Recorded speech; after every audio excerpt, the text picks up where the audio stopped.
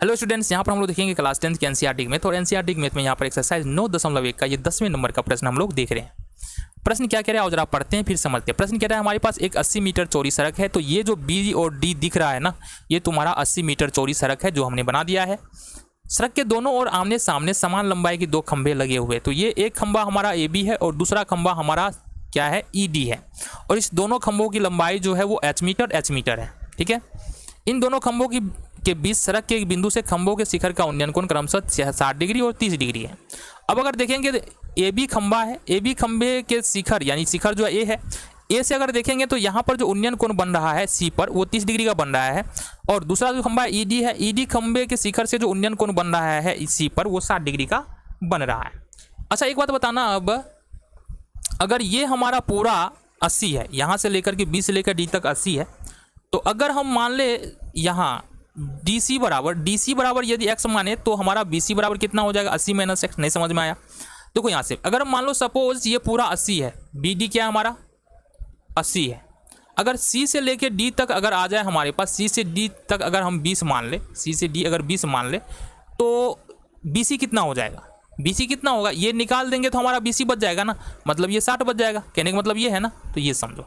तो इसलिए हमने बताया कि यहाँ पर जो है हमारा क्या था, सी डी हम एक्स माने हैं, तो इसका मतलब बी सी हमारा हो गया 80 - x। इतनी बातें क्लियर है? चलो आ जाओ। अब क्या करेंगे, बारी बारी से दोनों त्रिभुज में अपन जाएंगे और देखते हैं किस प्रकार से हमारा सॉल्यूशन निकलता है। आ जाओ जी।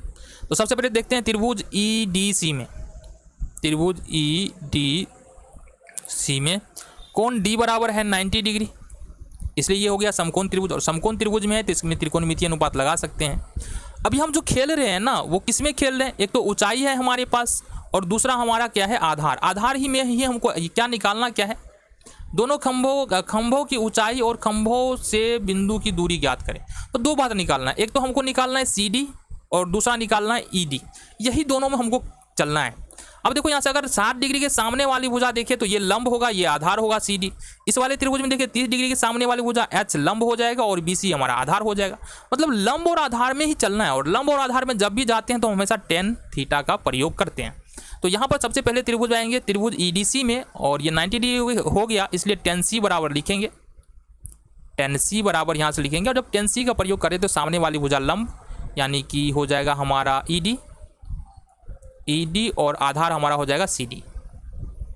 देखना जरा, tan c यानी कि tan c का मान यहाँ पर कितना है 60 डिग्री, इसका मतलब होगा tan 60 डिग्री बराबर में हो जाएगा हमारे पास कितना, ई डी। तो ई डी हमारा h है और सी डी हमारे पास जो है वो x है। तो यहाँ पर गौर से देखना, tan 60 डिग्री मतलब √3 बराबर h और बट्टे में x। ठीक है, थोड़ा आगे ऊपर कर लेते हैं। अरे आ जाओ आ जाओ आ जाओ आ जाओ आ जाओ आ जाओ आ जाओ, चलो इतना में काम बन जाएगा अपना। तो इसका मतलब क्या हो जाएगा, इसका मतलब ये होगा कि h बराबर हो जाएगा √3x। ठीक है, ये इक्वेशन फर्स्ट अपन मान लेते हैं, आगे चलते हैं। देन अब हमको चलना है त्रिभुज ए बी सी में। तो कहाँ पर चलेंगे, त्रिभुज ए बी सी में।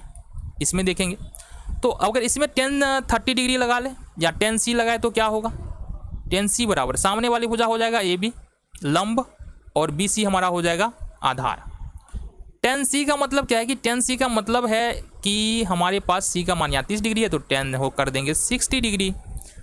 30 डिग्री है तो 30 नहीं करेंगे बाबू, बोला करो tan 30 डिग्री बराबर ए बी का मान यहाँ पर हमारे पास कितना है, ए बी का मान है h और बी सी का मान कितना है, तो बी सी का है 80 - x। तो अब tan 30 का मान देखें तो 1/√3 होता है, h बट्टे 80 - x। अब इधर चलो, यहाँ पर गौर से देखें हम, यहाँ पर अगर गौर से देखें तो हमारे पास क्या निकल के आएगा, जरा देखना।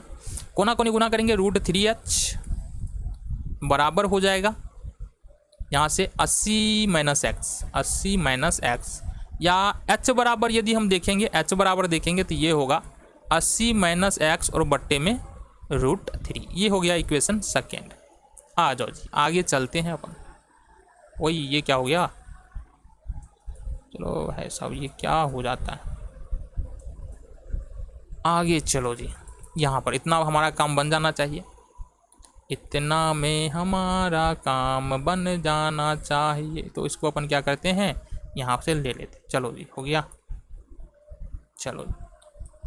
तो अभी देखो हमारे पास क्या है, समीकरण 1 में है h बराबर √3x, समीकरण 2 में है h बराबर 80 माइनस एक्स बट्टे में √3। तो समीकरण 1 में भी h है, समीकरण 2 में भी h है, मतलब √3x किसके बराबर होगा, 80 माइनस एक्स बट्टे √3। तो क्या लिखेंगे, समीकरण 1 और 2 से √3x बराबर हो जाएगा 80 माइनस एक्स और बट्टे में √3। देखो यहाँ से गौर से देखना एक बात, ये कोना कोनी गुना होगा तो √3 क्या हो जाएगा, ये हो जाएगा सिंपली 3x और बट्टे में हो जाएगा 80 माइनस एक्स, ये बीच में माइनस कर लो। अब देखो यहाँ से अगर हम इस x को इधर लेके आए, माइनस में इधर आके प्लस में हो जाएगा, तो 3x और प्लस में x बराबर में हो जाएगा 80, और यहाँ पर हो जाएगा हमारे पास 3x 4x बराबर में 80। इट मीन्स कि x बराबर हो जाएगा 80 और बट्टे में 4, 20 चौका 80। तो यहाँ से बेसिकली x बराबर हो जाएगा 80।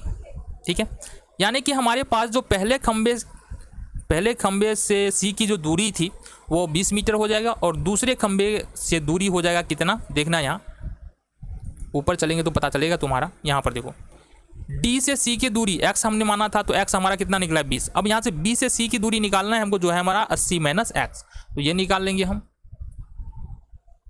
ये निकालना है हमको। DC बराबर है हमारा 80 और माइनस में x, तो 80 और माइनस में x मतलब 20, ये निकलेगा हमारा 60 मीटर। अच्छा एक चीज़ और बोल रहा है ना, ऊंचाई निकालो, तो ऊंचाई बराबर क्या होगा, समीकरण 1 से देख लो। समीकरण 1 से ऊंचाई, यानी कि समीकरण 1 हमारे पास क्या है, √3x है, तो √3 का 3x का 20, तो ये हो गया हमारा 20√3 मीटर। तो इस तरह से हमने क्या किया, जो क्वेश्चन नंबर हमारा कितना था, ये 10वां नंबर था, एक्सरसाइज 9.1 का हमने कंप्लीट किया। मिलते हैं अगले वीडियो में।